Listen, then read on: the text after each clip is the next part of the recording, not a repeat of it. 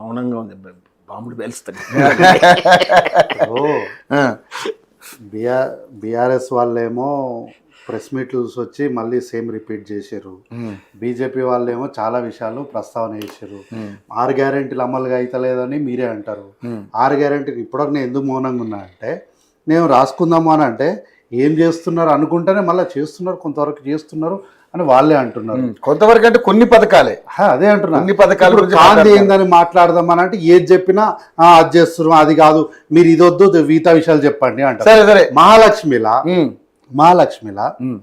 3 చెప్పినాం సార్. మహాలక్ష్మి పథకం కింద 3 చెప్పినాం. ముందుగా 2500 ఇస్తామని చెప్పినాం. తర్వాత ఫ్రీ బస్ అన్నాము, 500 సిలిండర్ అన్నాం. నేను అన్ని వేదికలపైన ఛాలెంజ్ చేస్తున్నా. ఏంటి 500 గ్యాస్ సిలిండర్ అనేది మేము ఈడు మా కార్యకర్తనా కాదా ఎవ్వరు వీళ్ళు అనేటివి మేమేం చూడలే. మేము స్థానికంగా ఉన్న రేషన్ షాప్లనే యూనిట్గా తీసుకున్నాము. Authorisation has given to local ration shop. Ration shop వాళ్ళు రేషన్ తీసుకున్న వాళ్ళ యొక్క last almost 6 months to 8 months వాళ్ళ డాటా తీసుకొని వాటిని యూనిట్గా తీసుకొని ఇచ్చినాము. అర్హులైన వాళ్ళు నిజంగా ఎవరికైనా రాకపోతే నా దృష్టికి తీసుకురండి, నేను మా పార్టీ ప్రతినిధిగా నేను బాధ్యత తీసుకుంటే ఎవరైనా సరే రావచ్చు అని దాదాపు 1.5 సంవత్సరం నుంచి చెప్తున్నా. అంటే నేను వేదికలపైన కూర్చుంటున్నప్పటి నుంచి చెప్తున్నా. ఈ రోజు వరకు ఆ ఛాలెంజ్ తీసుకొని ఇగో ఫలానా వాళ్ళు రాలేదు అని ఇంతవరకు ఒక కాగితం పట్టుకొని ఎవ్వరు రాలే. నాకు అదేదో మరి విచిత్రం. తర్వాత ఉచిత బస్సు అని అన్నారు. ఉచిత బస్సు ఇస్తున్నారంటే ఇస్తున్నారు కానీ బస్ స్టాండ్లలో బస్సులు ఆపుతలేరు. అరే మీకు పథకం ఇస్తున్నారా లేదా అనే పాయింట్ చెప్పండి అంటే గొడవలు అయితే ఏమి ఇంతకుముందు సార్ ఎప్పుడు గొడవలు కాలేదా? బస్సులలో సీట్ల కోసం ఎప్పుడు కొట్లాడుకోలేదా? బస్సు ఎప్పుడు ఫుల్ రాలేదా? కొట్టుకోవడం వేరు.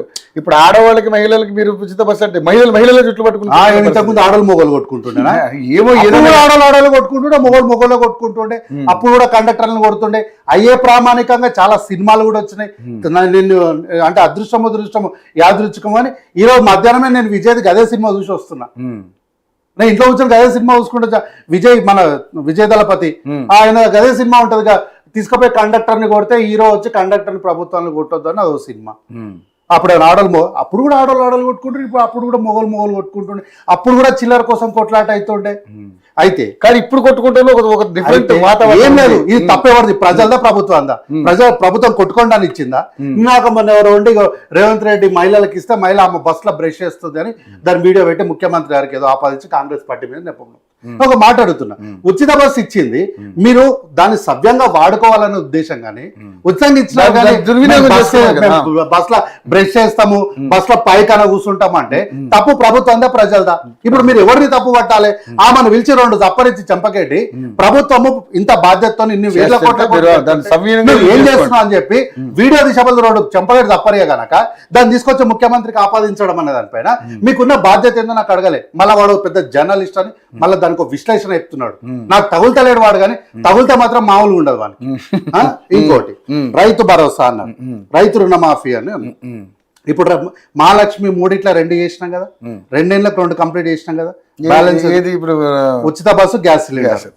నేనేమంటారు సార్, నేను ఇప్పుడు కూడా చెప్తున్నా, గ్యాస్ మీ వేదిక నుంచి చెప్తున్నా, లైవ్ గా చెప్తున్నా.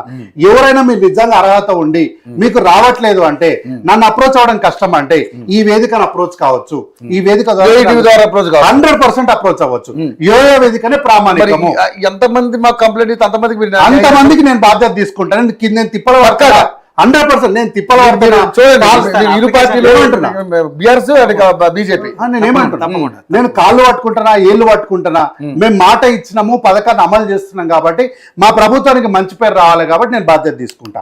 ప్రధాన ప్రతిపక్ష నాయకులకు కూడా నేను విజ్ఞప్తి ఏం చేస్తున్నా అంటే రాజకీయాలు వద్దు, పేద ప్రజలకు మంచి చేసే విషయంలో మనం రాజకీయాలు చేయదు. మీ ప్రధాన ప్రతిపక్ష పార్టీ అంటే ఏంది? ప్రజల పక్షమే కదా. మీరు ప్రజలకు ఏమైనా కష్టం ప్రజలకు ఏమైనా కష్టం వస్తే బాధ్యతగా ప్రభుత్వంతో పని చేయించడమే కదా మీ యొక్క పని. మీ దృష్టికి ఎవరైనా వస్తే నన్ను అప్రోచ్ అవ్వడం కష్టం అనుకో. ఏ వేదిక ఎప్పుడు అందరికి ఓపెన్ కదా, అందరికి డోర్లు ఓపెన్ ఉంటాయి కదా. ఈ వేదికకి ఇవ్వచ్చు. ఈ వేదిక దగ్గర నుంచి నేను తీసుకొని మా మంత్రికి ప్రభుత్వం దృష్టికి తీసుకెళ్లే బాధ్యత నేను తీసుకుంటా. రైట్, మంచి. రైట్. ఇప్పుడు మొదటి దాంట్లో 2 కంప్లీట్, 2 ఏళ్ళకి 2 కంప్లీట్ చేసినాం. 2500 బ్యాలెన్స్ ఉంది. ఆ బ్యాలెన్స్ ఎందుకంటే ప్రశ్న సింపుల్, మీరు స్పెషల్ ఫ్లైట్లు ఏడికెళ్ళి కొనుక్కున్నారు చెప్పుకుంటారు. డౌట్ నేను చెప్తా. ఇదే మన వివేక్ గారిని అడిగితే మహిళలందరూ కలిసి వాళ్ళు ఏదో మన ప్రచారంలో అదేందమ్మా మీకు బస్సు కింద దాదాపుగా నెలకి 2,000-3,000 మిగులుస్తున్నాం, అదే గ్యాస్ కింద ఒక 500 మిగులుస్తున్నాం, ఇప్పుడు అదే విధంగా అని చెప్పి మీకు 3,500 ఇక్కడే లాభం అవుతుంది, అదే సరిపెట్టుకోండి. ఏంది చెప్తారు వివేక్ సార్ మంత్రి గారు ఏం మాట్లాడారని నేను అరే వీడియోలు వైరల్ అయినాయి. మంత్రి గారు ఏం మాట్లాడారు, ఏ కాంటెస్ట్ లో మాట్లాడారు, అది ఏంటంటే నేను వీడియో కాంటెస్ట్ చేయలేదు, అడిగారు మహిళలు అడిగారు, ప్రచారంలో అడిగారు ఏమన్నా 2,500 ఏది చీరలు ఇస్తుంటే కూడా ఎవరు మన దామోదర రాజనరసింహ చీరలు ఇస్తుంటే మాకు చీరలు వద్దు, మా 2,500 అనేది నిలదీసిన పరిస్థితి మన వీడియో చూసాం మనం. సార్ ఇప్పుడు మీరు దామోదర రాజనరసింహ గారిని మాకు చీరలు వద్దు 2,500 ఇవ్వండి అని నిలదీసిందని అడుగుతున్నాను. సార్ నేను ఇదే వేదిక పైన ఇంకొక ఎగ్జాంపుల్ చెప్తా. ఇదే కాంగ్రెస్ పార్టీ శాసనసభ్యులు దేవరకద్ర నియోజకవర్గం నందిపేట గ్రామంలో మాకు ఇవన్నీ ఏమొద్దు, మాకు ఇమ్మీడియట్ గా ఈ ఊరికి బస్సు వేయించు, మా కళ్ళు కనిపిస్తారో మా కళ్ళజోడు కావాలి, మా కళ్ళజోడు కావాలి అంటే విత్ ఇన్ 1 వీక్ ఒక్క వారం రోజుల్లో ఆ ఊరికి రోజుకు 2 ట్రిప్పుల నుంచి 3 ట్రిప్పులు వేయడానికి బస్సును తెప్పించండి. అక్కడ స్థానిక శాసనసభ్యులు జిఎంఆర్ మధుసూదన్ రెడ్డి ఇట్లా అడిగిండ్రు, అక్కడ వారం రోజులు దేవరకద్రలో అట్లా మాకు కంటి చూపులు లేవు అని అంటే ఆయన వెంటనే ఒక 2 రోజుల విధిలా అక్కడ మెడికల్ క్యాంప్ అరేంజ్ చేసి అక్కడ ఉన్న వాళ్ళందరూ కూడా కంటి చూపులకు సంబంధించినటువంటి వైద్యం చేయించాడు. సో నేను ఏమంటున్నా, ఎక్కడైనా పొరపాట్లు జరిగినప్పుడు ఎట్లయితే మీరు దాన్ని ఎత్తి చూపిస్తున్నారో మంచి జరిగిందని కూడా చూపెట్టండి. అయితే మంత్రి గారు ఏం మాట్లాడారు, ఎందుకు మాట్లాడారు, నేను అక్కడ లేను, వీడియోలో నేను ప్రామాణికంగా మాట్లాడాను. ఇంకోటి అట్లా మాట్లాడితే ఆ ప్రశ్న మీరు మంత్రి గారిని అడిగితే బాగుంటది. నేను ఎప్పుడైనా సరే ప్రభుత్వం వ్యవస్థ చెప్పిన చేస్తున్నా మీకు, ఎందుకంటే అంటున్నా మీరు అన్ని జరిగినాయి అంటున్నారు కదా, ఎక్కడ జరగలేదు, ఇలా అలా జరుగుంటే నిలదీసే పరిస్థితి ఎందుకు వస్తుందని నేను అడుగుతున్నాను. అది నిలదీయడం అని మేము అనుకోము. అడిగారు ప్రజలు సార్ ఇంతకు ముందు గతంలో ఉన్న ప్రభుత్వాన్ని ఏంటి ఎట్లా అని అడగడానికి ఎవరు అని చెప్పి చూడడానికి కూడా అవకాశం లేని దగ్గర నుంచి ఈ రోజు నేరుగా మంత్రులనే వచ్చి ప్రజలు ప్రశ్న వేస్తున్నారు అని అంటే ఇప్పుడు ప్రజాప్రభుత్వం ఉన్నట్టే కదా. దాన్ని మేమే నిలదీతాన్ని వ్యతిరేకత అనుకోను. ప్రజలు మా కుటుంబ సభ్యులు మాకు వాళ్ళకు జరుగుతున్న సంభాషణ పాజిటివ్ గానే తీసుకుంటాం. తర్వాత రైతు భరోసా అన్నవారు మాట్లాడుకుంటూ మేమేదో ముక్కలుగా చేసినాం. మేము ముక్కలుగా చేయలేదు సార్, మేము ముక్కలుగా చేయలేదు. ఇదే వేదిక పైన వేరే ఒక అనలిస్ట్ ఛాలెంజ్ చేస్తే దాన్ని తీసుకొచ్చి కూడా మళ్ళీ చూపించిన, వేరే వేదిక పైన కూడా దాన్ని ప్రూఫ్ గా చూపించిన. మేము ఏకకాలంలో రుణమాఫీ చేసినాం. అయితే మేము ఏం చేస్తాం విషయంలో ఓకే అండి, అయితే మా ముక్కలు ఏం తెలుసా జరగలేదు, ఏకకాలంలో జరిగింది సార్.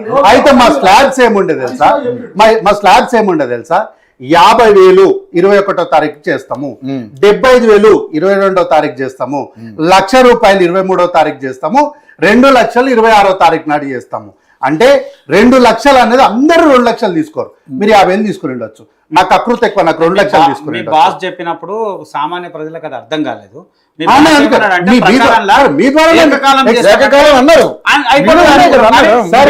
ఏకకాలమే నేను అదే అంటున్నా.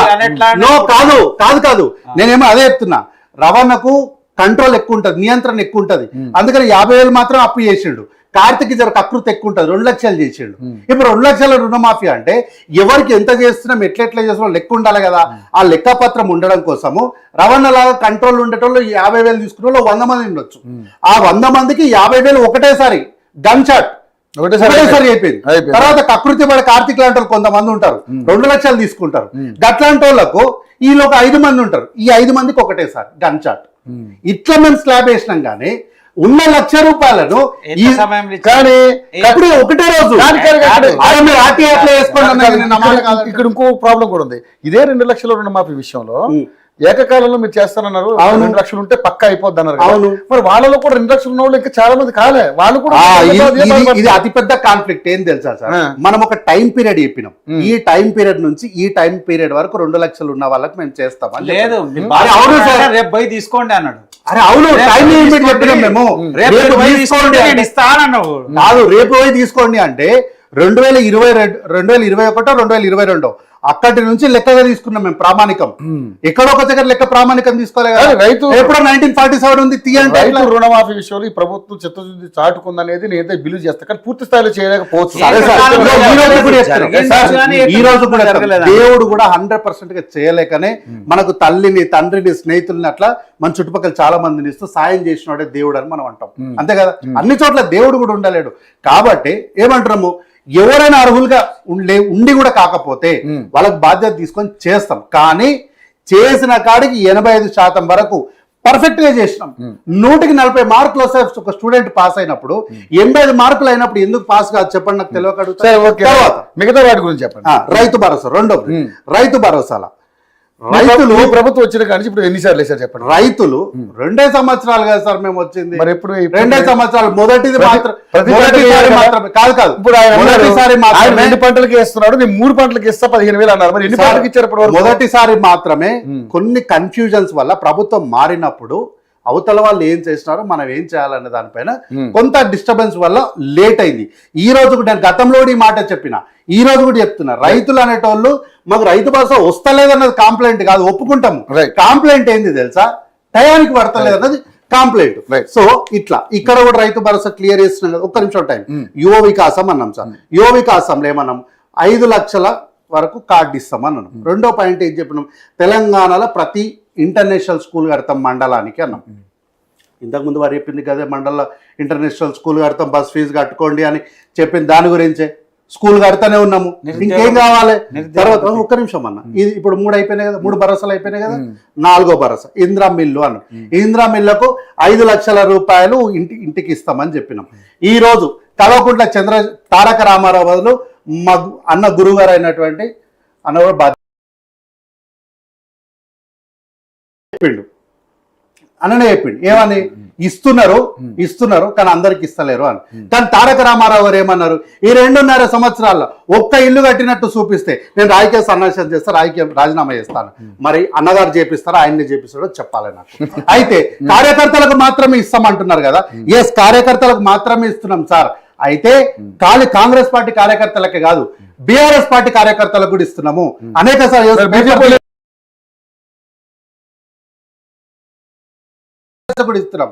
నేను ఈరోజు కాగితం తేలేగా చూపిస్తలేను, నేను కాగితం తేలేగా చూపిస్తలేను. కరీంనగర్ జిల్లాలో బీఆర్ఎస్ పార్టీ గ్రామ శాఖ అధ్యక్షుని వాళ్ళు సస్పెండ్ చేశారు. కారణం ఏం తెలుసా, ఇందిరా మిల్లు తీసుకున్నందుకు. వాళ్ళ పార్టీ గ్రామ శాఖ అధ్యక్షుడిని సస్పెండ్ చేశారు. బీఆర్ఎస్. సో పార్టీ మారలేదైనా, సిట్టింగ్ ప్రెసిడెంట్ ఉన్నాడు. అందుకని కాయం నేను ఈసారి వచ్చినప్పుడు గుర్తు పెట్టుకున్న కాగితం చూపిస్తా. తర్వాత 250 గజాలు ఇందిరా మిల్లు తీసుకోకూడదా సార్? వాళ్ళకే తెలియాలి.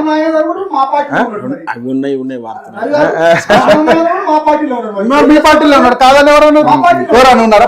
అంటే అంత వివక్ష దేనికని అంటున్నా నేను అనేది. ఇప్పుడు సార్ ఇప్పటికి 4 గ్యారంటీలు చెప్పిన కదా, 4 గ్యారంటీలు క్లియర్ కదా. 5వ గ్యారంటీ గృహజ్యోతి 200 యూనిట్లు కరెంట్ ఇస్తున్నాం కదా. లేదంటే బిల్లులు చూపిస్తారు చేయుత కింద.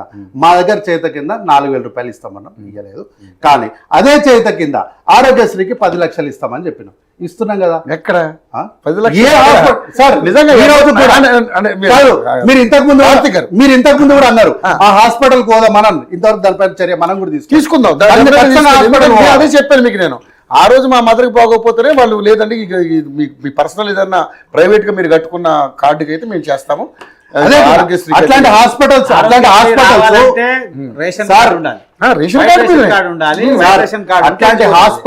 అట్లాంటి హాస్పిటల్స్ కోకొల్లలుగా పుట్టగుడులా కొని వచ్చినందుకే ఆరోగ్య శాఖ మంత్రి గారు ఏం చేశారంటే వాటికి బిల్లులు ఇవ్వడం ఆపేసి పూర్తి స్థాయిలో కొంత కమిటీ వేసి ప్రక్షాళన చేద్దామని ఈ సిటీలో 200 హాస్పిటల్ పెట్టుకున్నాం. శ్వేతపత్రం గురించి కాదు నేనేమంటున్నా, ఇది కాంగ్రెస్ బీఆర్ఎస్ బీజేపీ అని కాదు. రాష్ట్ర ప్రభుత్వము రాష్ట్ర ఖజానా నుంచి పైసలు ఇస్తున్నప్పుడు ఈ మెడికల్ మాఫియా ఏదైతే ఉందో దీనిపైన మన అందరం కూడా బాధ్యతగా ముందుకెళ్ళాలి. ఇది మనందరి బాధ్యత. కాబట్టి ఈ విషయంలో ఈ వేదికను యూఐటీ వేదిక నేను రిక్వెస్ట్ చేస్తున్నా, ఆహ్వానిస్తున్నా. ఇట్లాంటివి ఏమున్నా రండి, కెమెరా పెడదాం, వాళ్ళ బండారం ఏందో బయటకు తీసుకొద్దాము, వాళ్ళ పైన ఖచ్చితంగా విజిలెన్స్ దాడి చేసేలాగా మనం ముందుకు తీసుకెళ్ళాలి వాళ్ళందరి మీద. సరే మీరు అన్నారు కాబట్టి డెఫినెట్లీ ఆ పని చేద్దాం. అలాంటి ఏదైనా మంచి కేసు ఏదైనా వచ్చింది అనుకో డెఫినెట్లీ మనం వెళ్ళి దాని మీద గట్టి ఫైట్ చేద్దాం. As political analyst Shravan Kumar garu, సరే పార్టీలు వాళ్ళ